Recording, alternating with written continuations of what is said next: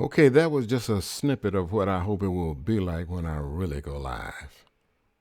Hi, my name is Joe Collins, and this is day 4 of my challenge, which is to build a YouTube channel and to perform live streaming, all done within 30 days, and document my process as I go through it. In the first couple of videos, I talked about branding strategy. I talked about free graphics and free tools. That's one of my big bird words of the month, free, if I can do it. And the second thing I want to do, and my second big bird word of the month, is strategic. Think strategic. So as I was going through the process of putting the channel together, it occurred to me that it would be of strategic value from the beginning if I would also build a small website along with my channel. And doing this particularly since I'm going to be using the Ecamm streaming tool, shout out to Ken and Glenn, it's going to allow me to do something that I think will be very helpful to the audience that I am going to hopefully get. Okay, I want to move on and demonstrate to you why I believe having a website would be of strategic value, along with a YouTube channel that I will be used for streaming purposes. Now, the first thing you see here actually is my YouTube channel. I only have 3 videos so far. Today is day 4. Wow, I have 25 subscribers. I don't know whether that's good or bad, but anyway, this is my website. It's only got it only has 3 pages on it, but that's enough just to demonstrate to you what I'm talking about. Imagine that if I'm going to be using, not if, I will be using the Ecamm software for live streaming. And one of the things that it has the capability for is to bring up to 4 guests into the live stream. Now, the way it's done is you have a unique URL that you share with your guest. And your guests click on that URL in a browser, and then they are brought into a green room, and then you can bring them into the live stream at will. Now, there are different ways in which people do that. They can send the URL to the potential guest by email. My grandson reminds me that folk don't use email anymore. Okay, so via text or messaging, and then they then would get the link and click on it. Well, I propose, another way that it's done, well, let me just show you what I propose. Let me go with this Join Me link. Okay, this web page, if you notice, I have created on it, ignore me and my Steve Jobs black, but here is a click to join me live link. This link, if clicked, would contain, and assuming that I'm live at the time, would send the person over into my green room. And by the fact that the link is on my website, I don't have to worry about getting potential guests. Now, it depends on the nature of the program. You know, you may have some wild people coming in, but I don't have to. I can leave them in the green room or kick them out.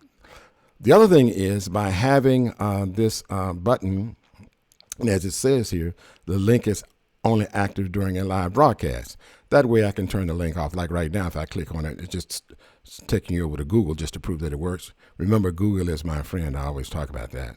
And of course, I just put my other links over here. So this would just be one way in which I could use my website, putting the Go Live link on the website, and allowing users to come in, guests to come in. Now, some people also will put the link on their live stream. They will use Bitlit or some other rebranding string, which rebranding service, which some of the pay services. But I wanted to, since one of the things I said in the beginning in terms of an asset that you should acquire is a domain name. So if you've got a domain, then why not do something like this? You say, well, what about the cost? Well, Google is your friend. I did a Google. There are many free hosting sites out there that you can, build a website. I'm only talking about 1 or 2 pages to do that. Now, the second page that I have here, again, imagine that I'm going to be doing live streaming in a webinar fashion. And since I will be using YouTube, I may not want everybody to have access to the live stream. As an example, I could make the stream unlisted, but you would still need, or I would still need a way for the people to get to the live stream. So with this webinar registration, and I'll click that, you notice this form comes up. So let me pause for a minute and tell you. Now this, the website that I'm using now is actually a WordPress website. And this is a plugin, might I say free, that you can use to get this functionality. Now you say, but you might say, WordPress costs. Again, Google is your friend. I did a Google for free WordPress hosting.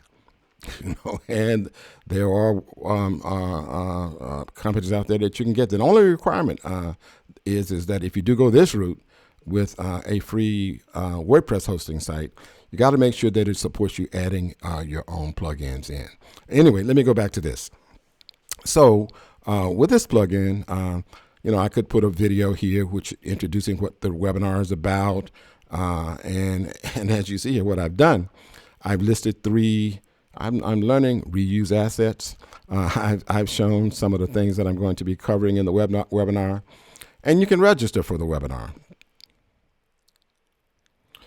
So let me demonstrate how the registration process works actually using this plugin.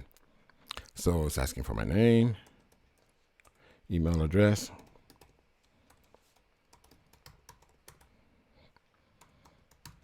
and register. After a few minutes, it comes back with this. It says, thank you, you have been registered, blah, blah, blah, for the webinar. Here is your URL. Now, right now, again, it's showing Google, but what it could show is a URL of your unlisted go live stream. Now with Google, apparently you cannot get a live stream no more than 7 days in advance. So that would be one restriction.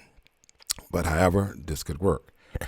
You see here it says I'm showing Friday the 15th. That's 42 days from now. Also, it has you can download a reminder, and this is kind of neat too. If you put in text messaging number, it will send you a text message the day before, an hour before, and when you actually go live. Same thing with email. You'll get email notifications that say the same thing.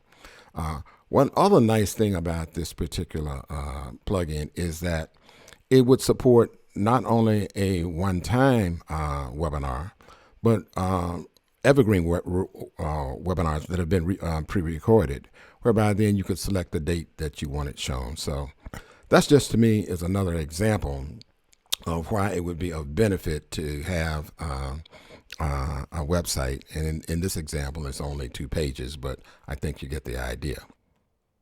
One other thing that I've learned, that if you want to build an audience, you need to have a hook.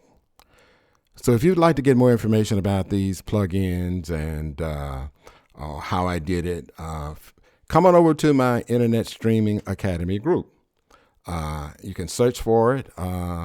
It is a private group. Actually, I wanted to make it public.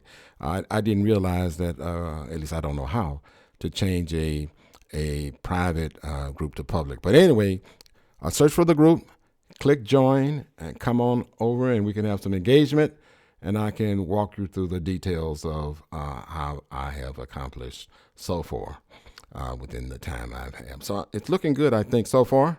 Hopefully I'll see you in the next video. Feel free to, if you like what you heard, share it, follow me, and see you next time.